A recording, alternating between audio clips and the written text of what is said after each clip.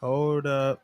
Wait. We live in this bitch again. Are we I live and won't direct right now? play. Yes, we are. We are live. Cheers, Alec. How you doing today, man? Great. How you doing? I'm doing good, man.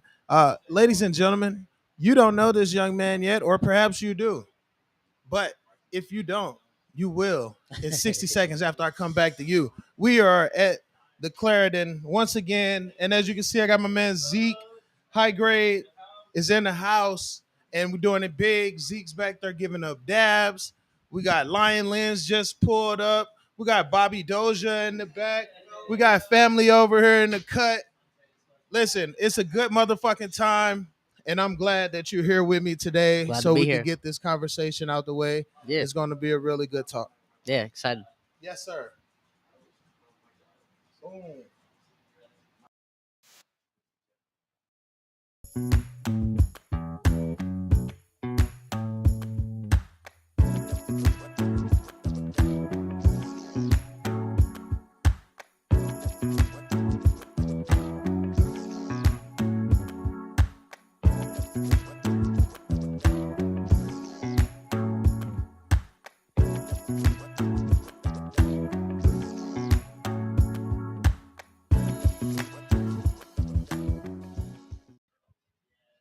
Ladies and gentlemen, you are tuned Hey. into a head-banging episode of Cannabis and Coffee with LaTosque. And I'm sitting here with my man, Alec Munoz from High Grade. Alec, how are you doing today, man? I'm great. It's another day in paradise. One of my cliche sayings, but it's funny because people say that with sarcasm. I'll say Yeah. like people say it. That's one of those common But things. for you, it's actually No, it's another like day in paradise. truly like I feel you. Yeah. I feel you. Thank you for Bobby keeping the mood right Yeah. up in the spot. Got the lights up, so we looking all good on the camera. Look at yourself. You see yourself. You look good, feel good, play good. Yes, sir. Yes, sir. How did you get in the cannabis industry, man? Like you have a brilliant brain. How did you end Um. up in the cannabis industry? Well, I mean, I've always been a bit of a weed head, that's for sure. My tie to cannabis is I got kind of a crazy personal background story just growing up, and what really made me resonate with cannabis. But getting in the industry specifically was really just being passionate, knowing the right people, getting myself kind of lined up with. The way things were going, back when things were decriminalizing. I had some business partners. I definitely partaked in the pre-industry, of course, Okay. Okay. if you will. Um, Established before it was legal group. but from there, it's just I'm a big fan of like human networks, right? Okay. Human filters, right? So good people tend to keep good people around them, um, and that's really kind of how it all played out. Is just I knew that cannabis was going to be something in Arizona specifically that was going to be up for decriminalization. A lot of people don't know this, but medical cannabis in Arizona is just about as old as it gets nationally. It's back in the 90s, even when California decriminalized. Really? They We had a medical program in they the had a 90s? medical program that initially went to ballot and got the necessary approval. It didn't really go into act until things truly decriminalized back in 2012 2011ish, right in there. But in the 90s, and you got to think about it too, even though Arizona's always been a conservative state, it's always been there's always been a specific kind of elderly demographic, right? Right. And that's a huge need for healthcare, a huge group of people that are looking for alternative medicines, things like that, serious health conditions. And So the more you know, you hear that, ladies and gentlemen? Like AZ's been trying to make and set the trend. So stop giving AZ people some slack. Stop giving AZ people some slack. There's definitely forward thinkers here. And like you said, a lot of people do want to search for those alternative medications. Some like alternative medications, alluding to the products that you're in charge of advertising and selling and everything. So tell me specifically about High Grade and how this company came to fruition. So in a snapshot, right? High grade is a corporate term would be vertically integrated cannabis company, right? We're in a unique situation where we operate the cultivation and manufacturing end of our license. We don't, have that necessarily that home retail situation where, we got like a dispensary mothership. We actually, the way Is there a high grade store in the works? well, yes, there is. Okay. Not in Okay. the state of Arizona, but we do have some. We're doing some national expansion, so Okay, we'll be breaking out some high grade stores. that's the high grade USA I saw. Yeah, Okay. yeah. So that's coming. Okay, That's that's rapidly nice. approaching. We've got some stuff Nice. going on in New Mexico, which we've got Uh-oh. some. Which it just went legal, by the way, April 1st. It was not an April Fool's joke. Weed is now legal recreational wise in New Mexico. Yeah. So shout out to New Mexico. We'll see you guys real soon. Illinois will have some retail opportunity, but here in Okay, that's my Arizona. home state right there, Okay. Illinois. Are you from the Hey. Chi? No, I'm actually from Southern Illinois, Okay. like right by Missouri. On the other side of the Mississippi River is a city called East St. Louis, Illinois. Okay. Well, Yeah. there's so many Illinois transplants here in Arizona. It is. Yeah. It's a lot of people from the Midwest out A here. lot of people. A lot of people. Yeah, it's interesting history there. But we're excited for that. And then we've also got cultivation operations going on in Michigan here. So Okay. that'll be a very similar structure to what we have in Arizona, where, like I said, we don't have that like home retail. All right. But like I said, to us, that's kind of a positive in a lot of ways, right? We get to look at over 100 different dispensaries as like home away from homes, get to do a lot of different things with the multitude of products. But going back to that vertical integration, that means that the layman's term there is that we just do it all in house, right? We start with growing the best flower possible, optimizing state of the art facility that we have, with just the proper procedures, biosecurity, all the SOPs, proprietary nutrient blends, all that stuff, getting the best, cleanest flower possible. From there, we roll it down the hallway. We've got a lab in house where we do all of our hydrocarbon extractions right now. Okay. Will be exciting to explore some solventless extractions once we got the material to do so, and we finish building out our expansion here in AZ. And then we've got our kitchen in house as well, where we have our Etiquette edible brand. Which smack, by the way. If you have not had the Etiquette edibles, I will have to let you know that they do smack. Pretty tasty. Pretty tasty. So I brought some stuff for you. Wow. April in our industry, right, is what? It's like Christmas. Yes. Is like our Christmas. This is our December. Yeah, exactly. Oh wow. So you see it here first. We got some goodies. I'm gonna crudely just kind of dump this out. Oh. Because I wanted you to get kind of the full plethora, right? We were just talking about these. We got the Etiquette joints right here. So that's Etiquette. That's all unique flavoring. We've got chocolates and confections, all powered by high grade concentrate. Right? We don't use any other infusions. Only coming from our lab, which only comes from our flower. Chili pineapple gummies. So the gummies just launched. Those will be hitting dispensary shelves here this month. Exclusive. Just can't. Shout out to my guy Alec, boy. Can't be excited about these enough, man. Hell yeah. The kitchen staff has done a great job putting these together, doing a bunch of R&D on different flavorings, and this one's been a long time coming. So yeah, that chili pineapple sound gas. Yeah, man. That's why I got this big ass smile on my face. Pineapple's one of my favorite fruits. So my favorite, we got 5 flavors that we're launching. So we've got 2 of them are actually a tahini chili flavor, the chili pineapple and the chili watermelon. Chili watermelon is super fire. We've got a rainbow sherbet, which that one reminds me of me. The flavor profile is rainbow sherbet. It's like those Flintstones ice cream pops. You remember those back in the day? Oh, like the push pops. Yeah. That's what that sherbet would taste like. It's delicious. We've also got a sparkling peach, nice refreshing one. Okay. Sparkling peach. We are also working with dragon fruit, which is a really kind of unique. Not a lot of dragon fruit out there, Really excited with that one. But yeah, again, just like unique flavor, and we just kind of want to bring the same heat that we bring with our high grade brand. Same with the Etiquette brand, same quality. Yep. Yeah, there we go. Yes. So what else we got here? We got some Clementine Batter. Batter's one of my favorite consistencies. Are you a big dabber, LaTosque? I love a dab every now and then. I gotta say that I'm huge on flowers. But man. Yeah. Clementine's got that unique terp profile. That tastes. I mean, that smells so beautiful. It smells like I can taste it. Thank you. Yeah, I'll take the compliment as well. Appreciate you on behalf of the whole extraction squad and cultivation squad. Okay, so we got some Clementine batter here. What can you tell me that separates your all's process versus a lot of the other companies in the competition? Just going back to the in-house thing, I think that makes the ultimate difference, right? Doing everything in-house allows us just to have quality control across every step of the way. We're not Okay, outsourcing anything. from seed to Exactly. almost sell. Plus, we get this kind of really deep, comprehensive understanding of what's going on throughout our entire products, right? Since we start with flour and all of that goes through a third-party testing window. Yeah. We really know what's going on with each strain, even before it's put into production. We Okay.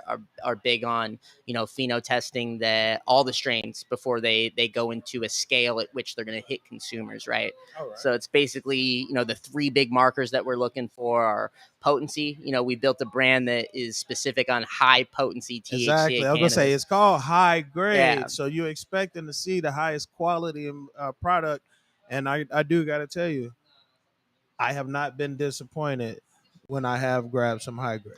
Well, thank you. If I got to appreciate be that. honest, I had some sugar wax from you all as well, not too long ago, and that shit had me high off my ass. You were just asking if I like dabs, and that's what I say every now and then because some dabs have put me on my ass, and I'm like, I don't like to be put out of put out of it like that. What do you feel the difference is there between a dab that maybe is a nice little even keel, keeps you cruising, between something that just really sits you down?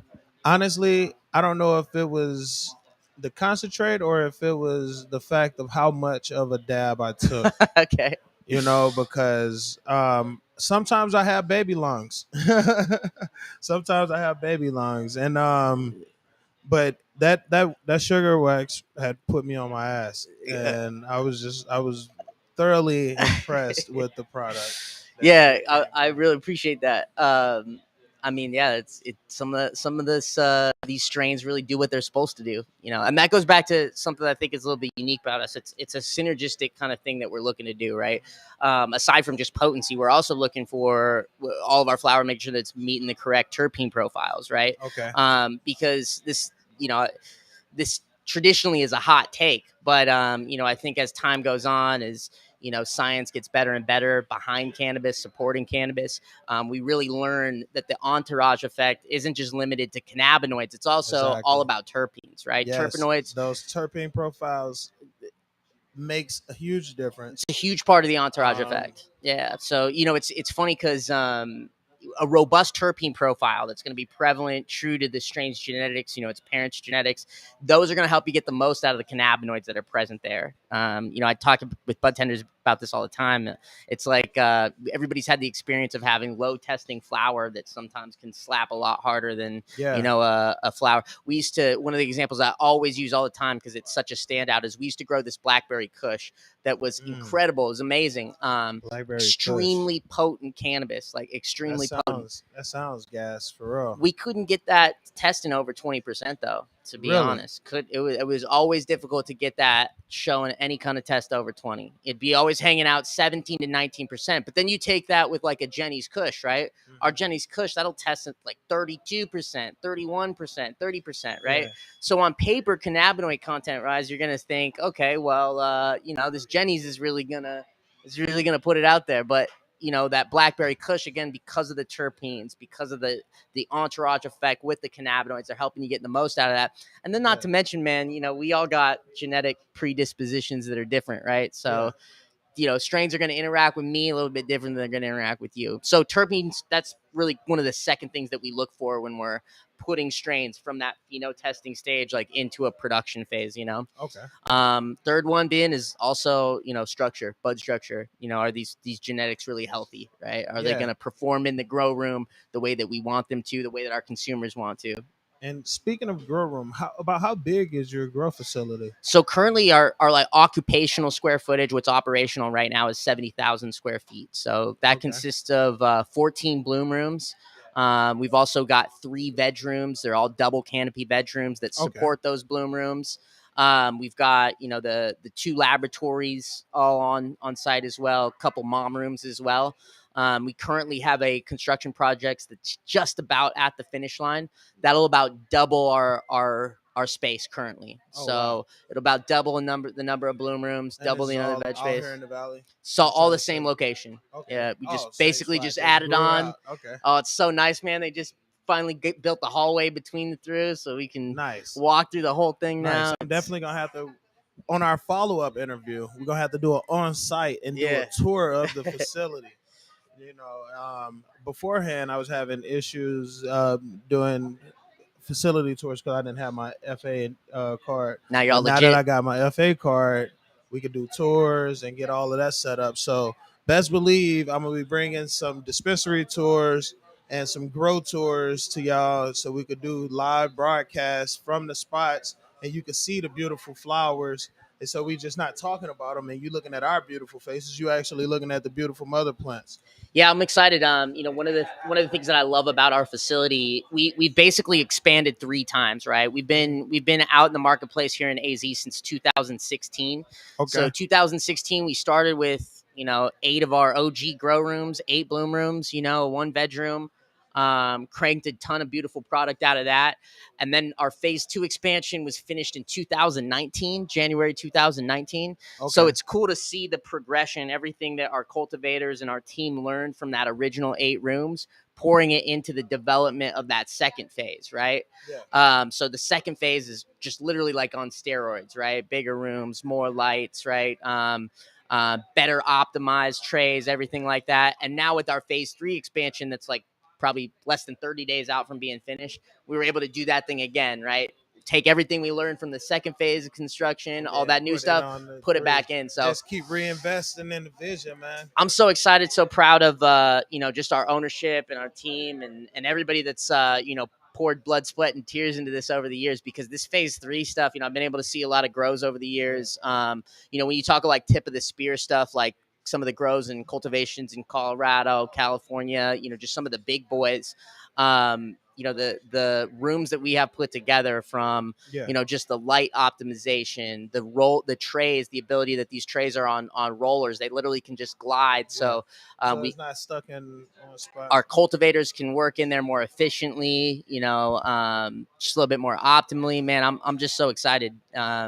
Just really impressed with everything that's put together, man. I can't wait to start sharing that with everybody, not through just the products, but also, having people like you come through. And and I absolutely cannot fucking wait to come out. I think that that's going to be really dope to come through and be able to show the facility, be able to tour and see all of these beautiful products. And do you smoke? Absolutely. You do? Well, I'm definitely gonna have to pass this to you. Let me get this real lit real quick. Yeah. Shout out to Jeter. If you don't know who Jeter is, Jeter just launched in the Arizona market Friday. What are we smoking on here? What you got? This right here. Shout out to the birthday boy. This is grapefruit Ramulan, and this was given to me by Dayglow. It's Jeter's is some good. Jeter's is some good. I'm definitely Thank you. had to shout them out real quick and spark that up, because they'll be my guests next week. And so I think that might be a tradition. I start sparking up the next week's guests with the current week's guests, and then we can enjoy the product together. That's my kind of teaser. You know what I'm saying? Yeah. And I was about to say, and I if I had looked at this before I sparked that up, I probably would have just stopped the mid podcast and just started rolling this. I brought you some purple. What? And just that's cool. One of the things that we've done is we expanded our flower line too a little bit, so you kind of have different quantities and units that fit people a little bit better. Yeah. So we're doing not just eighths, not just some of the half ounces, but we're doing 2 grams, something like that. Could be like a sweet little value buy. Yeah. The eighth, the quad. the half ounce in both premium and minis. Then we got the full ounces for people that really want to do the Costco pickup, you know. Yeah. But yeah, the Trop Kwando, that's just Trop it's been Kwando. one of the newer strains. Yeah, exactly. They say this shit hit you like what? Well, for all you martial artists out there, help you throw your kicks a little Trop higher. Kwando. I gotta open this, man. Let me smell this right now. Alec came through with the gifts, man. I appreciate it. How's that?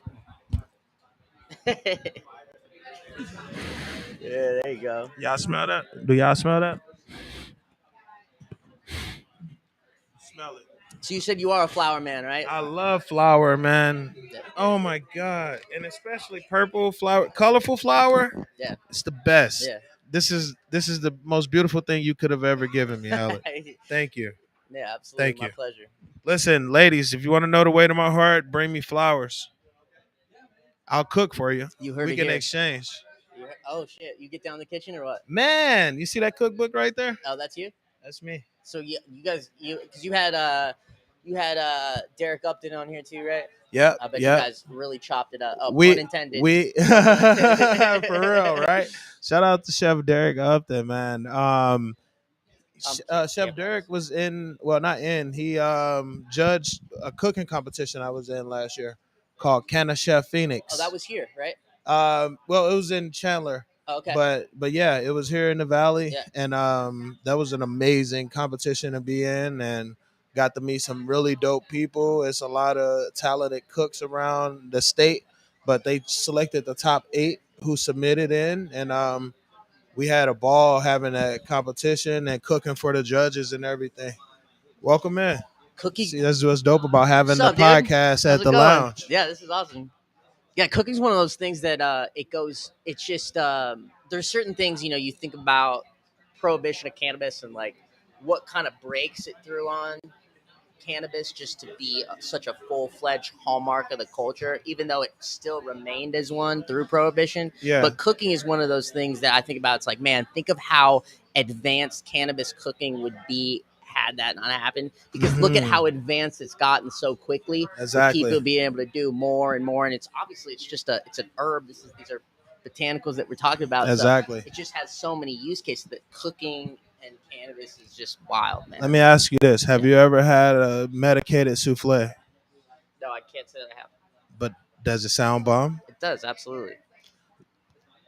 I'm definitely thinking it sounds bomb too. I've been that- saying this. That's something that I want to work on. Oh, I was going to ask you. I was like, is this something that you already perfected, or is like I'm perfecting the right dish, but I've tinkered around with it.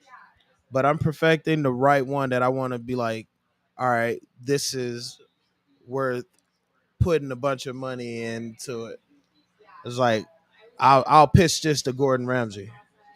That's what's up. That's what's up. That's the dish I'm working on right now. I'm yeah. Dude, I'm excited. What do you got to let me know, right? When this starts when becoming I do it, a reality, I need to. When I do it, I'll definitely send you the invite. So I've been working on doing a medicated brunch.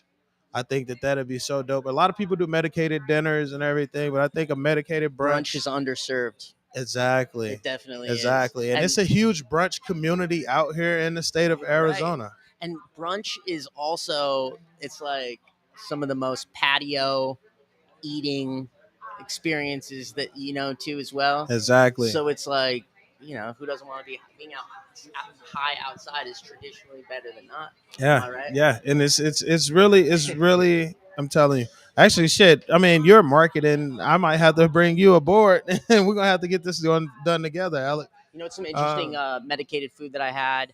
I was recently out in California, but medicated pokey. Oh, yeah.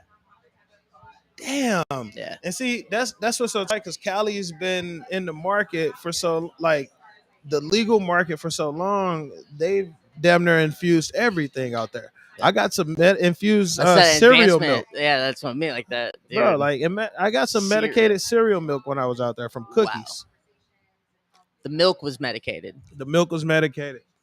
My first thought was, I was like, damn, they made some real Lucky Charms. like the luckiest of charms. Oh shit! I was like, damn, The I thought the luckiest. cereal was, you know, You might be on to some hemp charms. whoever's making that somebody's got to be making that happen. Or Hey whoever yo, wants to, General holler at Mills. me. General Mills, holler at your boy Alec. He got a hemp thing going. Thank you for stopping by. Definitely hope See, you man, have a enjoyed good the night. dab. Yeah, later, brother. Man, listen, hit this man up. Um, The actual Lucky Charms. That sounds gas as fuck. yeah, that'd be awesome. Well, let's go. So what do you got here? Stumping. Zookies. That's a day tripper. Oh, a day tripper. That's one of our. I've heard of brunch these. lines. What is a day tripper? Tell the people what is a day tripper. So that day tripper is pretty unique in terms of a cartridge, really because of what we put in it. 100% sauce. It's all HTE, just terpenes that we're harvesting in house, and it's also an all-in-one. So it's a disposable battery, but you can also recharge it. So Okay. this thing's kind of unique, top to bottom, from the inside to the hardware on the outside. Are you into cartridges? I'm not the biggest fan of cartridges, I gotta say, but you know, I've been doing a lot of research and develop study for some companies and everything, and it's been it's been better now. But I gotta say, the thing that probably took me off of not liking carts was that I was getting them in the black market before, and the consistency wasn't there. Sometimes I would deal with shortness of breath and everything.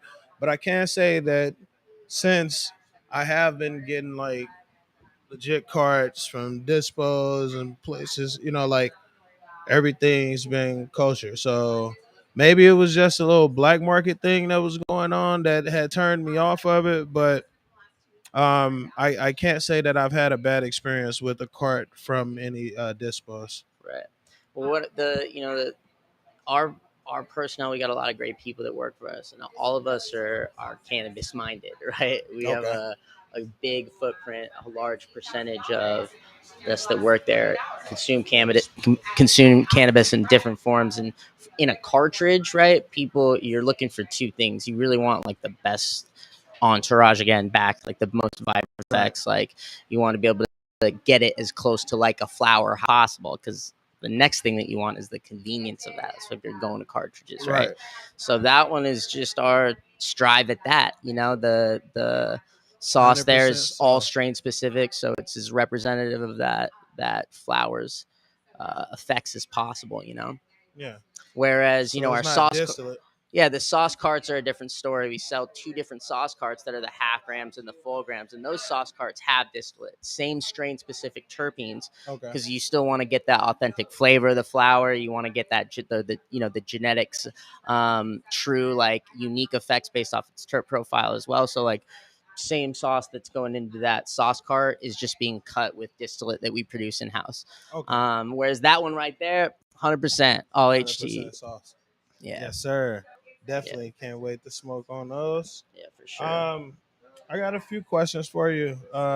We are running towards the end of our interview, but I do gotta ask you these very trying questions. You just say the first thing that come to your mind, and these is more like a rapid fire type of deal. All right. Let's do it.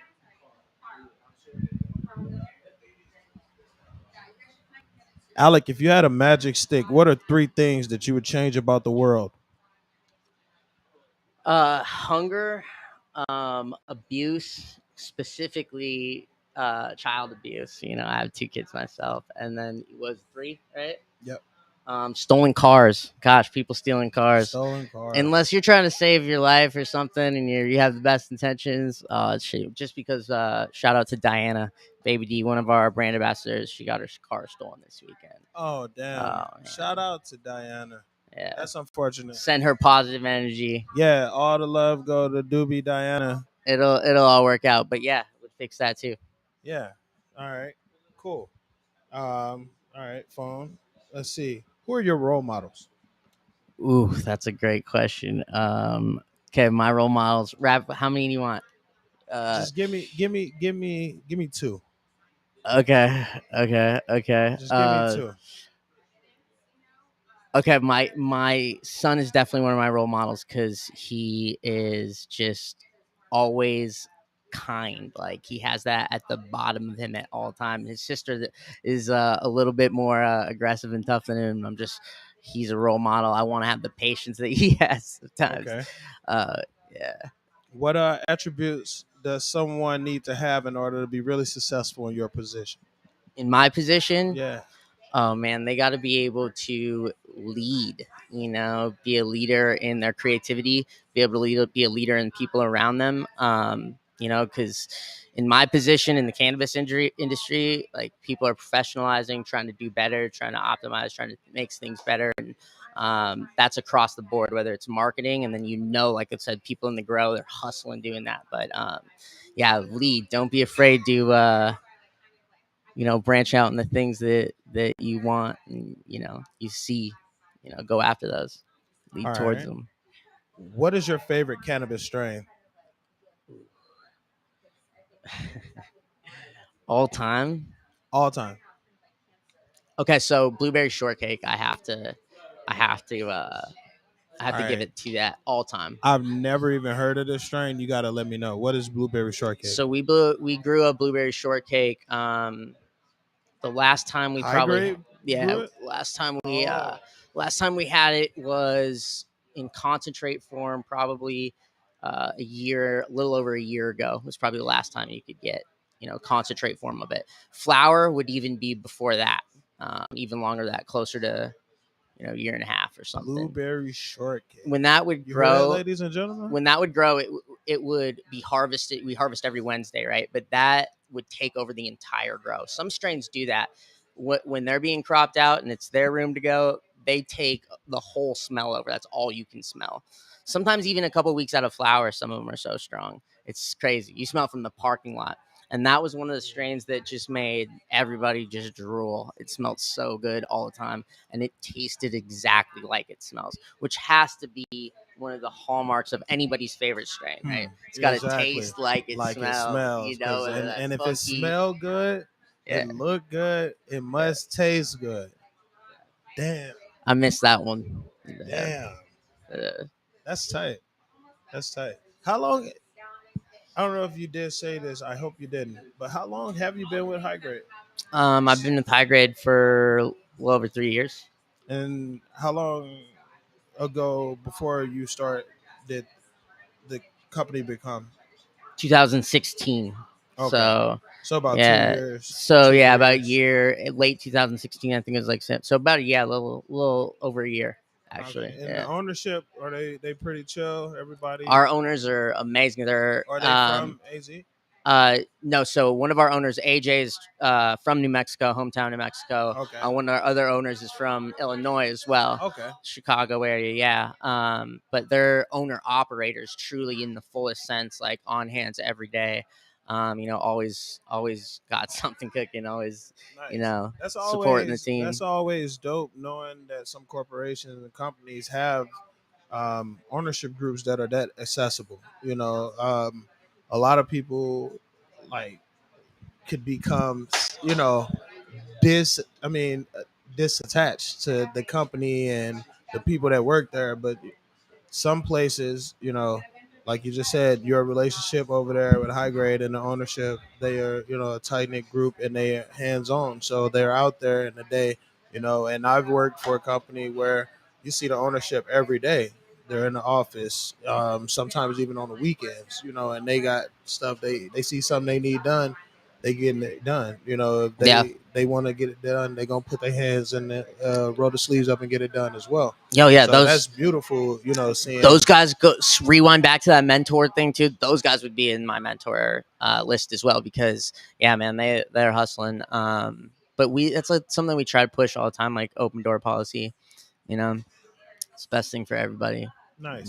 Now, how does one get involved with the High Grade team? If they want to join the High Grade team, how do they join the High Grade team? Let the people know. So highgradeaz.com, our website, go to /careers. Oh, like that right there, right? Yeah. Okay. /careers. You can see live what we're currently have open, and then if you're interested in anything else, don't hesitate to work out. Yes. Reaching out, email as well, and then we also have a phone number. I mean, get in touch with us. Social media as well. We got um, 2 accounts where some of our brand ambassadors also can engage. And if you guys any questions, no big, no small, all of it's good. Nice. And what's that other account? It's because I know we told them to follow the We Are High Grade AZ. Make sure y'all follow them on Instagram right there. High Grade USA, yeah, And that'll be High coming Grade out live USA. too. Excited to launch that. And just 2 more questions, and then we're gonna get you out of here. Let's do it. I gotta know, what do you consider your greatest achievement? My greatest achievement. That's a good one. I feel like I turned all my questions, answers are about my kids, but those 2 are amazing. They're one of my greatest achievement. Having our family together, my wife Ashley, we get to see to them. One of the interesting things to me is like cannabis is part of our livelihood, right? Like with our company, what I do, it's like live, breathe. We're in this. Yeah. So yeah, man, it's like it's cool to be a part of that and part of normalizing this cannabis industry because every family unit is kind of that best unit of representation to a whole culture as well, and that's one of my favorite things that I feel like I'm a part of as an achievement as well as like cannabis was extremely persecuted not that long ago, and I'm lucky to have that happen in my lifetime. Whereas I know a lot of individuals that work across lots of different industries, man, and they would have loved to seen cannabis or worked or help build or be part of a cannabis industry when they were first getting into their careers. So I feel like blessed to have like that cool window in time, and I get stoked when I see a bunch of other people in the industry. Who feel the same way. Like that's awesome. All right. And my last question for you. Yeah. If you could smoke with anybody, dead or alive, and hang out with them for 24 hours, who would it be? Anybody, 24 hours, man. It's got to be the same person at 24. Well, so all right, we'll do this. You get 12 hours with somebody dead, 12 hours with somebody alive. Okay. So somebody dead, they got to speak English so we can get the whole thing down. I don't know. I feel like a president, man. How about like JFK? It'd be cool to Okay. talk to him. And then somebody alive. Yep. Anybody right now?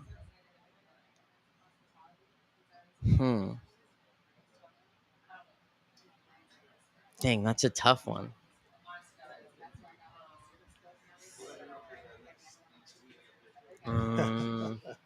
Dude, how about this? Um, so, but actually, I just can't do this one actually because I don't know his name. But this dude, there's actually a guy that I met one time, and it had to be like it was someplace in Oregon. I want to say whatever coastline is closest to like Portland, I think like Manzanita, something like that. Uh-huh. This dude, when I was super young, just buying weed with my cousin, said that, you would be able to like work in the pot industry. And I would love to talk to that dude right now and be like, yeah, How did he dude. know? Yeah, like he was a farmer out there in Oregon, and we ended up just, dude. I remember totally visiting my cousin, buying weed off this kid, and we talked to him, and he was probably like 20 years old at the time, and so I was younger, and like the fact that we had this whole on weed conversation about this too, and this crazy stuff that was going out there, and then literally a few years later, 10 years later, whatever it was, it like mimicked the repeat of that, like some of that conversation came to fruition. Love to talk to that dude. Spoke that into existence. Dude, wild. Yeah, I remember coming back super buzzed off that trip. Yeah. Man. Well, Alec, this has been a really great talk, man. I can't thank you enough for hopping on, taking time out of your day. You brought a lot of goodies. Shout out to the high grade team. Shout out to Zeke over in the Zeke. corner with the dabs. We got our next guest, Maggie, over. Maggie is submitting the application. Well, submitted an application for social equity license that is going to be drawing in a couple of days. Oh, that's And awesome. so I wanted to get Maggie on and interview her about the experience that it was, filling out the application. And hopefully we can speak that into existence of her winning a license and opening That's up a spot. to say exciting is an understatement there. Yes, sir. Yeah, that's And awesome. obviously, maybe she's going to be a spot that high grade will be sold in the future. So that's definitely exciting, right? So I definitely can't wait for y'all to meet and be able to introduce her. We're going to take a real quick break, ladies and gentlemen. And when we come back, we're going to have another guest. And thank you, Alec, again for Yes. tuning in. Tell the people how to follow you or follow High Grade We as are well. HighGradeAZ, HighGradeAZ.com. There you go. Check us out. Yes, yes. We'll be right Peace back. out.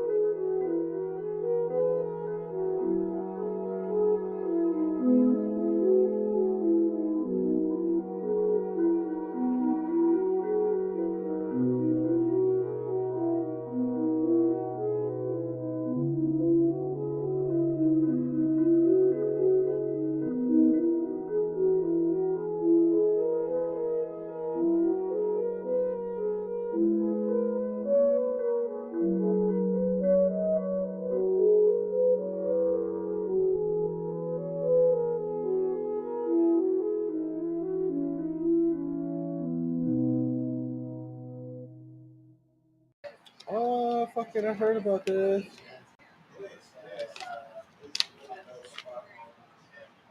Hey, welcome back. Welcome back. Sorry. Welcome back. Welcome back. As you can see, we are in the Elevations Lounge. I'm about to go get a dab right now. So you could chill around and watch the dab while we got Maggie about to hop on. Maggie, like I said, submitted a license, submitted for one of the licenses for the social equity that's coming up here in Arizona. The drawing on April 8th, and excited to talk with her. But I'm about to get a dab. Let's do it.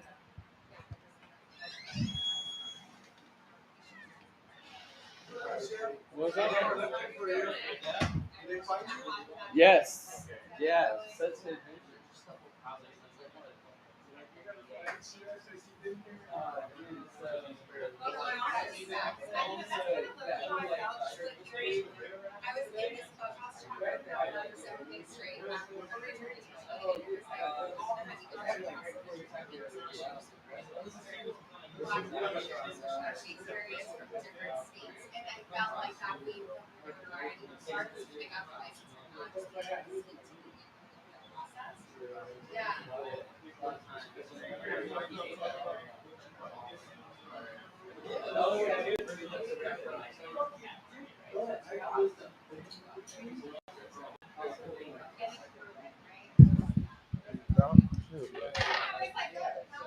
What's up, guys? We live right now. Yeah, we live Oh, right hell now. yeah. So I brought Zeke over from High Grade. Zeke, what's why don't up, you tell the guys? folks what we got right now? Hey, man. So this is one of my favorite sativas right here. We got Clementine. We're Okay. trying to throw it in the camera right here. Yeah, you This can put it that in the good camera. stuff. It's one of my favorites because some sativas they give me anxiety. A lot of people aren't the biggest fan of sativas, Okay. as we know. But this one, man, is tangy and lemon skunk, and I found out that those two mixed Tangy together, and man. lemon skunk. Let me smell that. Yeah, This is the same. This right here, the Clementine Batter. Yeah. Oh yeah, yes. Oh Okay. yeah, you got hooked up. Yeah, this stuff is beautiful right now. It's got a great color to it, and it smokes very well too. Can't wait to smoke it. Before the gym, before the About podcast, you know what I'm saying? Before a About hike, to take a big ass dab it's the way before to I go. bring Maggie on. Hell yeah, And let's get it so going. I had to bring Zeke on, and he said it's good for the gym, good before a hike That's what I'm because it's a saying. sativa, right? Yeah, it's a fire sativa too. Don't get you like too hyped up. You know, it's almost like a hybrid in my opinion, but it's bomb. But it Okay. keeps you uplifted for sure. All right, nice. I can't wait to try it. Hell I'm yeah, ready. You high ready? grade out, baby. The email's ready. It's Let's ready to do it. go. Let's get it After this popping. dab, we're gonna come back, and I'm gonna have Maggie with me. She be killing it too. Shout out Maggie. Oh.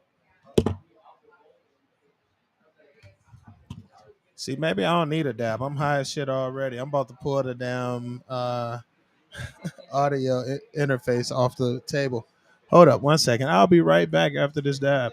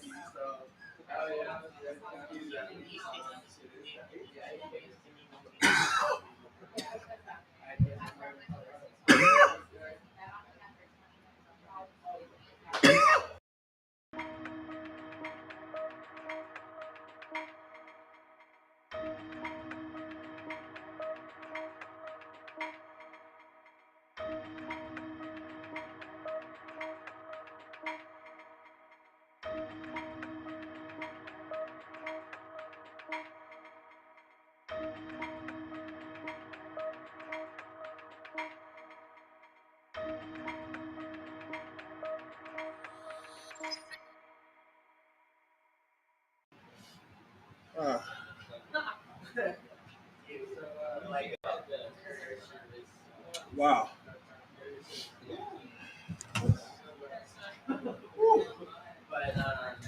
Damn.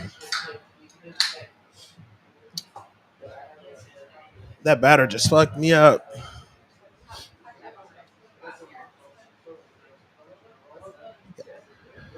Feel like Trinidad James.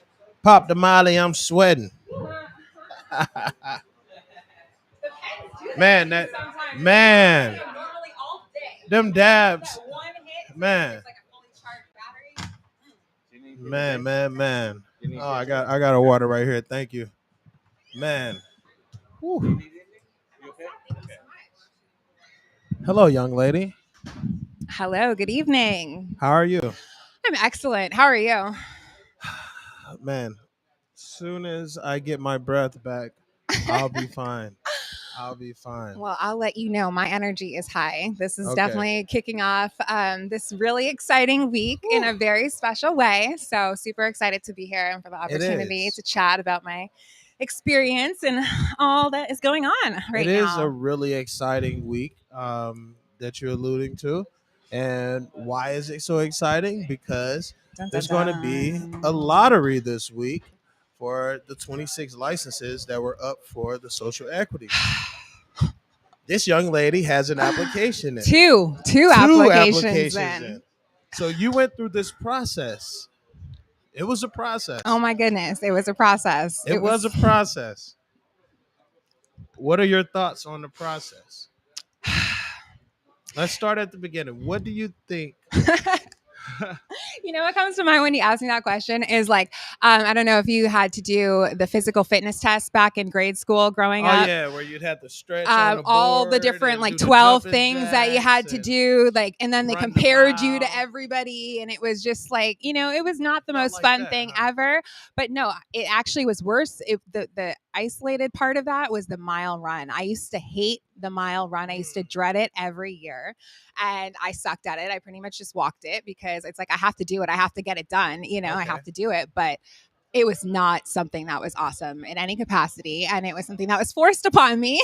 Yeah. And that's honestly what initially comes to mind when I think about this social equity experience. It was gosh, from beginning to end, just it was messy, it was long, it was painful, it was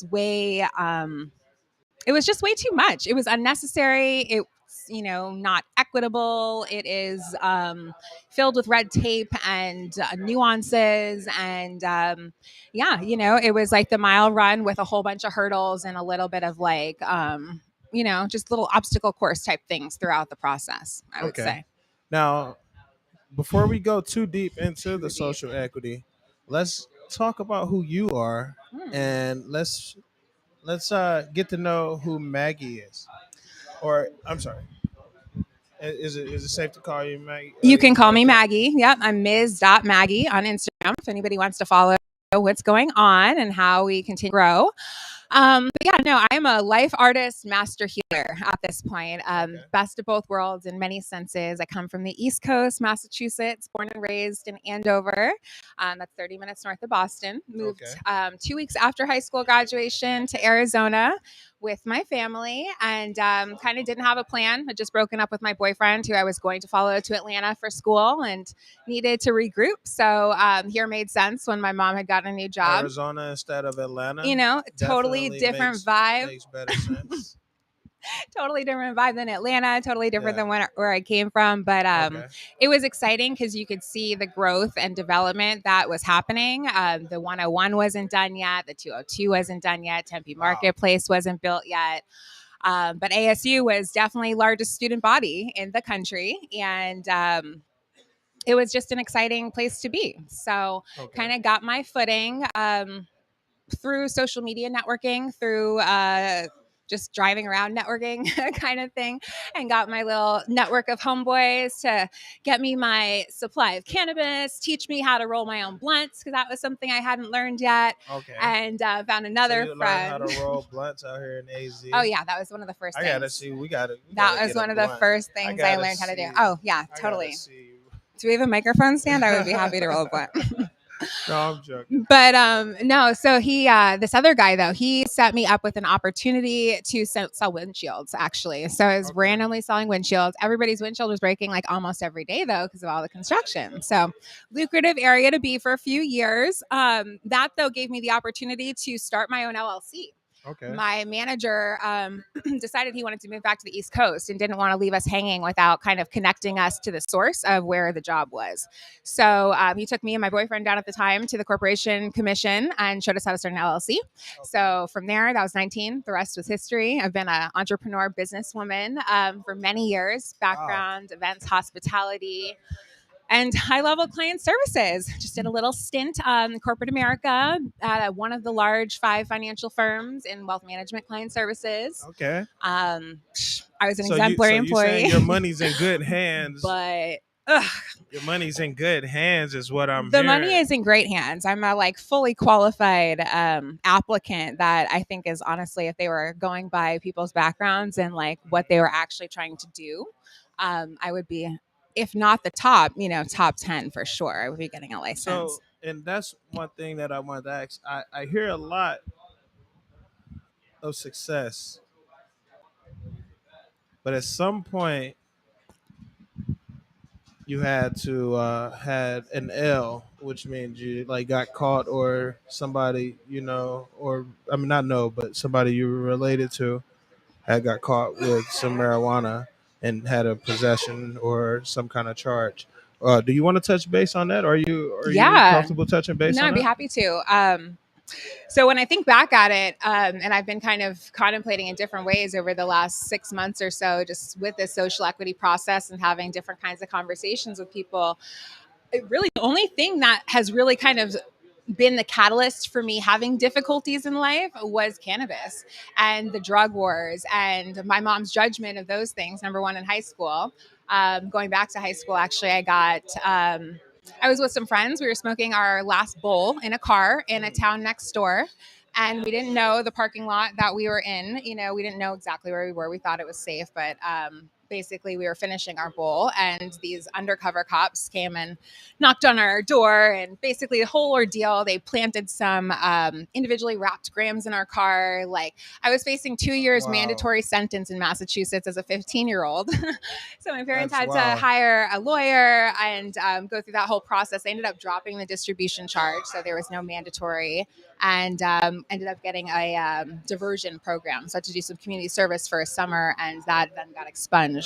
Moving forward, the charge that was able to end up qualifying me for this application was 19, coming back from California and driving through Yuma. And they had the dogs out there that were definitely trained for marijuana. Of course, there was nothing suspicious about us except for that dog barking. And then the car was searched. I had an ounce in my purse and was with my boyfriend, his mom, and his cousin. So, kind of took ownership as a woman would of the weed in her purse. And that was my charge. So, got that expunged, ended up doing that through the process of lawyers. My car ended up getting impounded that day as well. So it was something that I had to make the trip back and forth to Yuma to like deal with all of that. And Without a car. right. That's insane. And I was young at the time. That's insane. So my car was in my dad's name. So he had to like go through extra processes to like get notarized documents so that I could actually take the trip and not him down to Yuma to go get the car out of impound. Oh, that sounded so fun. Super crazy. That sounded so fun. My family member also was affected in a multitude of ways. So just, tall black man. Did they apply as Scottsdale. well? He unfortunately didn't apply. Just kind of had some other things going on. And, he just talked about the hurdles that it was. So, no, but I'm hoping, everything works as planned. And then I'll be able to just, put him right in place because he is equally deserving of the opportunity. Nice. Yeah. That's beautiful. And that's another thing, because a lot of people don't realize, like, it's 26 licenses, that's limited. Yeah. But the amount of jobs and opportunities those 26 licenses could then provide are unlimited. Unlimited. You know? Unlimited. And we're at a very young part of this industry. Yeah. And with federal legalization looming any day now. On the horizon. With federal legalization looming any day now. Not legalization, my bad. Decriminalization any day. Is it decriminalization or is it legalization? The MORE as well? Act is decriminalization. Okay. So that's... I thought it was legalization as well. I thought it was like all encompassing. Well, I mean... Technically it is. Technically, decriminalization is legalization. Right. But it's... legalization isn't decriminalization. That's true. That is true. Because people are still in jail facing life sentences while we're out here, enjoying our freedoms very nicely. Man, it's crazy. We got dabs in the back, man, and High Grade, weed and shout out. Free gifts from High Grade, and we got stickers. So 19, you have an ounce in your car, you go through the process, you get it expunged. And then X amount of years later, you now have an opportunity to use that unfortunate event that happened in your life and turn it into a generational wealth saving opportunity.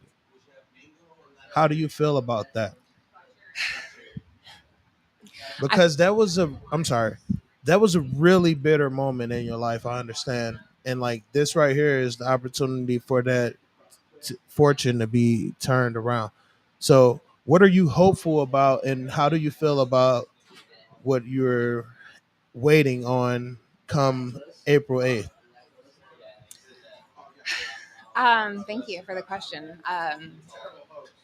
So first and foremost, God is phenomenal, and he has a purpose and a plan for all of us. and everything is in his timing, right? Divine order, divine timing. And it's something where every single one of us has to go through every single second of every single day to get to the next one and have it turn out in that way, right? So a lot of times we don't know the things that we're going through, what impact that's going to play down the road.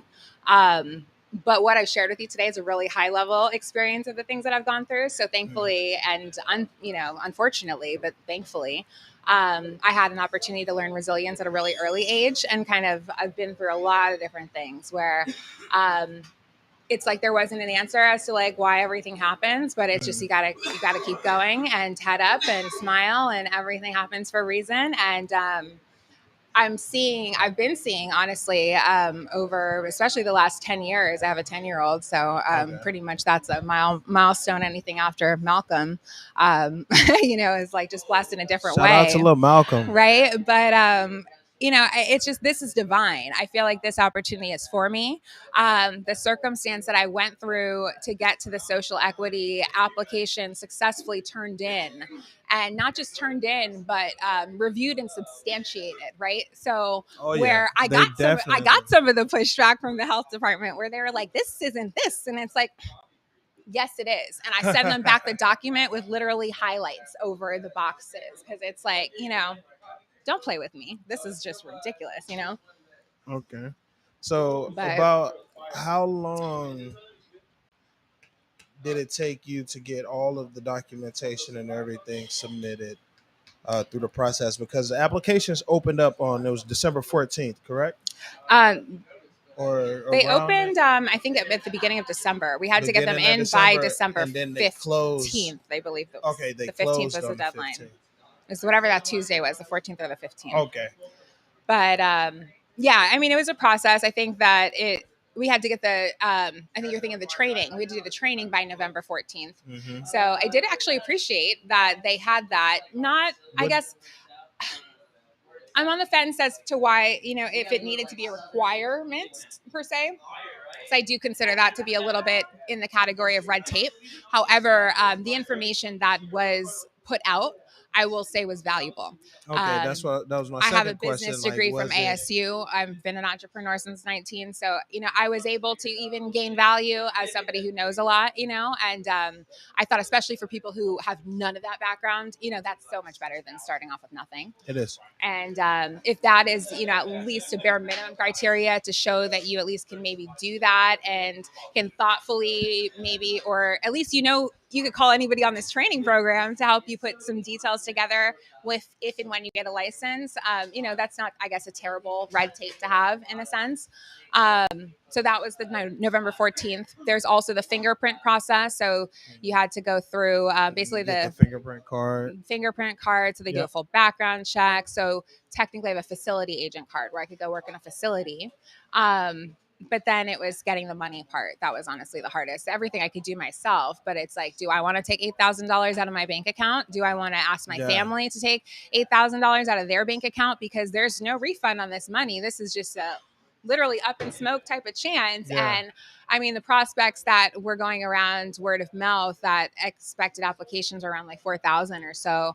So, I mean, when you do the math on that, it's a kind of a hard sale to your family to ask them to just throw $8,000 in the hat that they're not necessarily going to see anything. $8,000 because that's not including building, that's not including rent, right. That's not including starting operation. And unless you're connected, you wouldn't know that there's a lot of opportunities and resources and nonprofits that are out there to actually help people, specifically in the social equity situation, bring things to life without having to figure it out themselves. So did you find a social equity program? Because I heard there's a few around the country, some of which like Jay-Z and Snoop Dogg them were involved in. Did any of those places hit you up when they found out that of the opportunity and that you would be submitting applications, or did you contact them? So I'd been kind of engaged with the social equity and just the cannabis industry from a business and science medical perspective as far as the national industry goes, movers and shakers, from actually Clubhouse in 2020. I got connected with a lot of people. Okay. Was part of some conversations. Clubhouse was popping for a minute, man. For sure. Clubhouse it still is low key, really? But it's like, I mean, I don't go on anymore because it's very addictive and it was very stimulating. But Yeah. I'm seeing, I still see some There's stuff a lot of coming. networking So happening on Clubhouse. I mean, it was powerful, and honestly, it did change my life for the time that it was on there. Okay. I've been going through some transitions since I left my corporate job, just trying to regroup with 2020, Black Lives Matter, Breonna Taylor, George Floyd, Ahmaud Arbery. Like, honestly, that is what kind of was the catalyst for leaving the job. 'Cause it's like, today was my last day, which it could be just even sleeping in my bed and nothing would happen to the perpetrator. Am I happy with that? And the answer was absolutely not. It's like I was getting to But you the took the glass chance. ceiling. You took the jump and you invested in yourself. Right. I did that. So in the process of that, though, you're going through vulnerabilities and people come out of the woodwork. So I did actually get approached by a friend who had worked with a cannabis company, growing company, asked to sponsor my licenses. This is somebody I've known for 10 years. Long story short, nothing happened the way that he said it was going to happen. They did not come through with a contract in the 2-week period before that they were supposed to. Oh, wow. And I was forced to, after multiple times of asking, should I find my own solution, to find my own solution in the last 48 hours. So like I said, God is phenomenal. Last 48 hours. God is phenomenal. That is So divine order, literally divine order. It's a longer story, but it led me to Arizona Black Cannabis Trade Association. So Chance Chambers. Shout out to Arizona Black Thank Cannabis. you. Just so amazing. Like, he is somebody who is literally here to help people, right? If you have the ability to help people, you should help them. Like, if you give, if you learn, teach, says Dr. Maya Angelou, right? So that is something. Repeat that again for the folks. When you give, and when you learn, teach. Dr. Maya Angelou. You heard it. So, I normally just say each one teach one. That's one of them as well. But you heard it.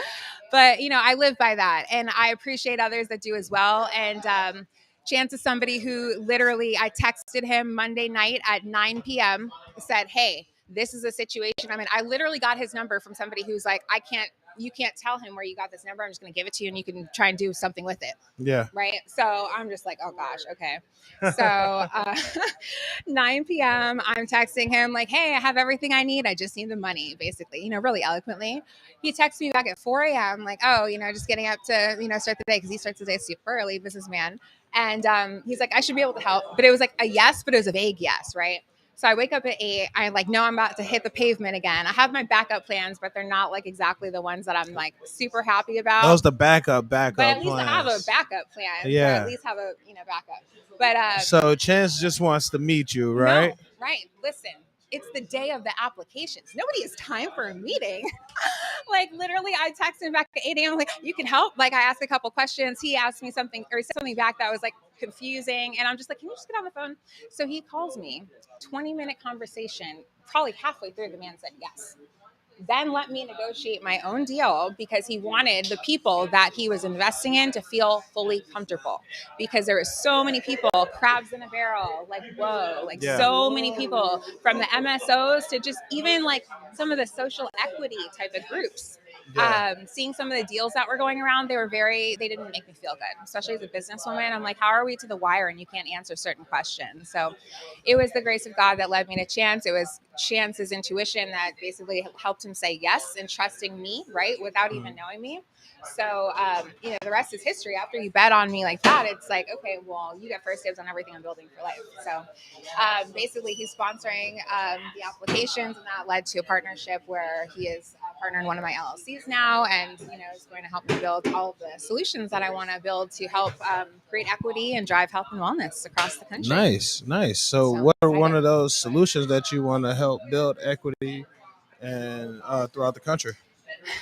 So especially after leaving corporate America and having that experience, seeing firsthand, I knew what I was getting into. So I went there ready to play.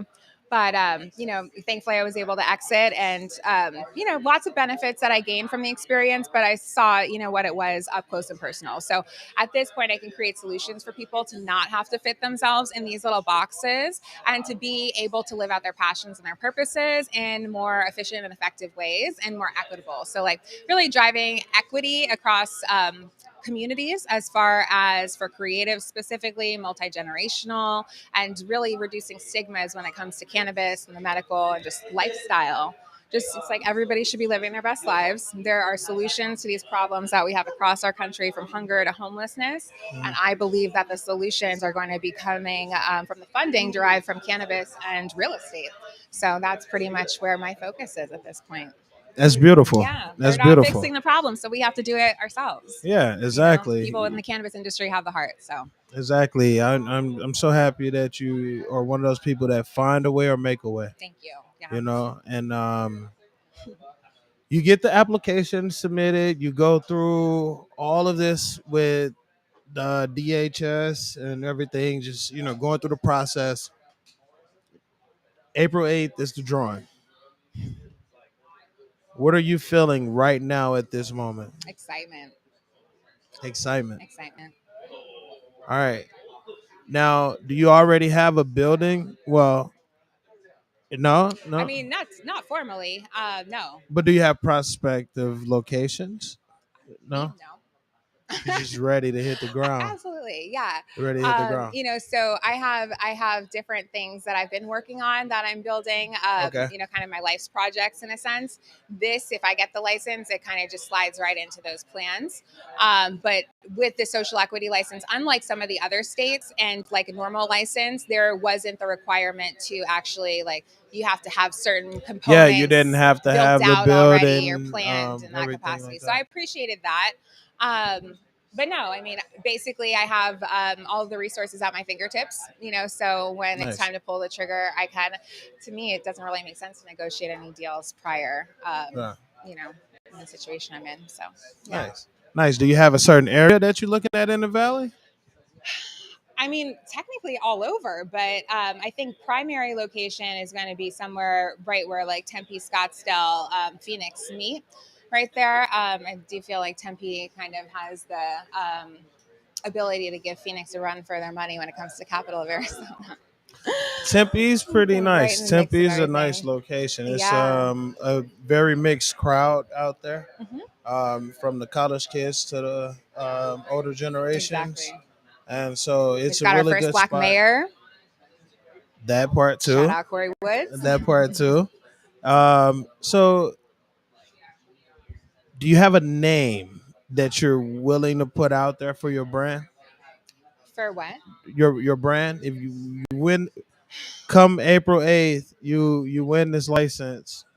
What company are you opening up? I mean, I guess today I'm comfortable sharing the name that's on the application, just so like the crowd can help manifest. I'm telling everybody in my network we're All looking right. at a March Madness bracket, basically, with like what? Hopefully they get all the MSOs kicked out, right? So they're not even in the running for the lottery. All these big businesses that took advantage of people and sponsored their licenses to try to have more money in their pile, they should be kicked out. When it comes down to it, Do you believe that everybody that submitted an application should be kicked out? I believe that anybody that broke the rules, in a sense, as far as what is in line with the goals of the social equity law, which is not putting the social equity licenses in the hands of the companies that have the licenses already, that are nationally in all these states making big dollar amounts. That's not the purpose of these licenses. I get that essence of that, but what I'm trying to see is, because without even with that being said, without those companies, a lot of those applications wouldn't have been able to get submitted. So 25% of the applications that were submitted, approximately 25 to 30%, were valid applications that were people that either found funding, like myself. Only Can 25%? you believe that? I don't know. That sounds No. pretty There are low. people that have done the work. Like they did the whole audit. Like I believe, so it's the director of the Urban League. Okay. And the groups that have been participating in the lawsuits so far. Okay. In those processes, they're auditing. Unlike other states, Arizona actually didn't have a confidentiality piece to the applications. Oh, so now So the applications can be audited. So they have the ability to audit them, to hire people to literally deep dive into them. Okay. So they could see exactly, who's submitting what. So it turns out that it's about 25 to 30% are more considered to be valid applications, That's the number at least they've shared publicly. And the rest are funded by MSOs or the larger entities.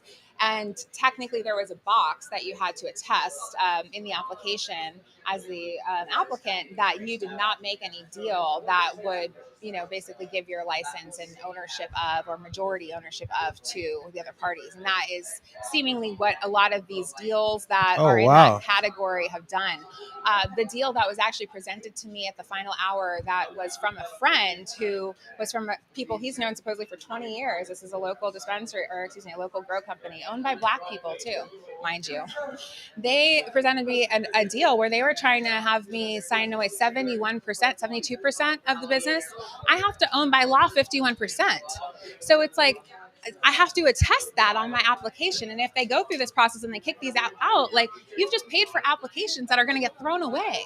If I was stupid That's enough to let wild. you do that. And then they tried to bribe me with $1,000. They waited to the final hour. They sent it to me 11 a.m. the day of the applications being due. That's wild. Asked me to come down to the place, to their offices, to sign it with $1,000 signing bribe, right? And I'm like, can you just email me? Because I at least was going to give them the benefit of the doubt that they were going to come with some kind of like good deal based on the waiting and the friend of the friend and like the longevity of the relationship and trusting people in good faith as a social equity. Like, I've already been harmed, and that was the worst deal of all of them.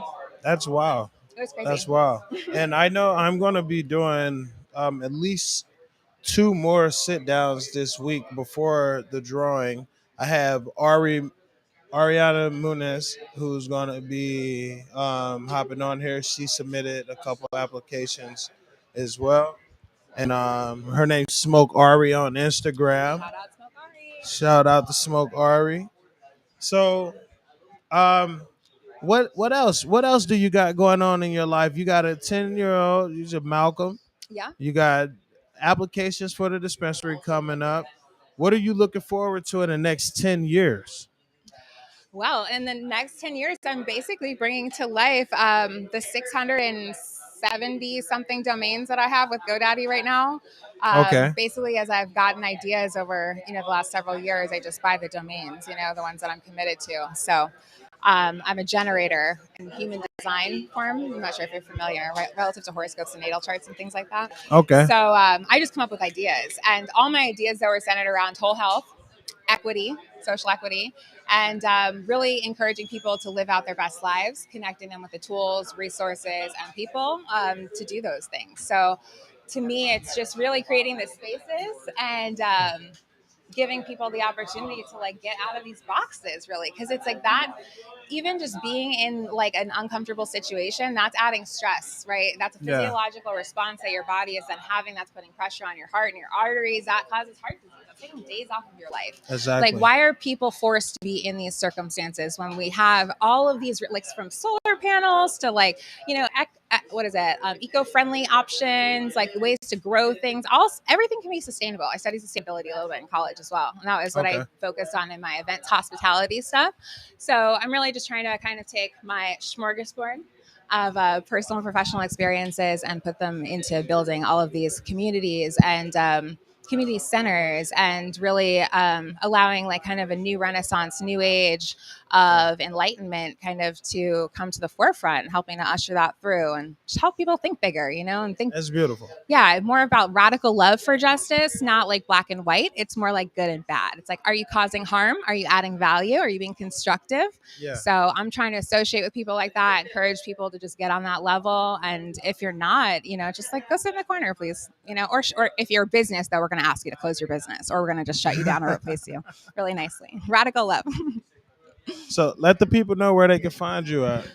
You can find me at MsMaggieWilliams.com. That's MsMaggie Williams.com. On Instagram at MsMs.Maggie, Maggie. And look forward to keeping you all posted on the latest and greatest as it develops. Stay tuned. She says she's looking forward to keeping y'all posted. I'm going to let you know right now. We're going to do a follow-up when she has her license, and we're going to be talking from your dispensary. Yeah, I mean, I would love to Let's actually speak it out there and put it into the universe. So we're gonna talk after I get the license, and then I think we should actually do this on a regular series basis, and you should just keep up with all the things because I'm doing some I would really love to. exciting things associated with some really high level national organizations and Okay. companies, and really trying to help people create strategic alliances in the right way as well. Because really, collaboration is key. You know, we're all here Yes. for all of us. I try to tell And people your network is your net worth. That's it, exactly. And a lot of exactly. people, like when they first hear it, they be like, "Wait, what?" And I'm Exactly. like, "Yeah, check it out." There's literally enough for all of us. There's more than enough for all of us. So it's like, let's just connect and go get it, you know? Yeah, let's So, go get it. yeah, Like she excited. said, let's connect and go get it. All the way from AZ, all around the world, 18 countries now, 18 plus. Wow. Cannabis and Coffee with LaTosque. Yeah, Thank you yay. for tuning in live here at the Elevations Lounge. We had High Grade in the building. Shout out to Alec and Zeke in the back. Shout out to Heather, Bobby, everybody at Elevations and the Clarendon Hotel, everybody that came in tonight, everybody that's viewing the podcast all around the world. Those of you who are listening to the audio stream, if you missed anything, go back. If you didn't, go back and then listen again because you probably did miss something that you didn't know that you missed. That part. Anyway, I'll see y'all next time. It's all love over here. I got to go smoke some weed. You ready to smoke some Let's weed? do What you it. bring over there? You brought some gas, huh? Yeah, we have some Durban poison. Oh, a little cake on Durban top. poison. Mm-mm. All right. We about to smoke some Enjoy. weed, y'all. I'll Take see care. y'all soon. Peace Have and a great love. night.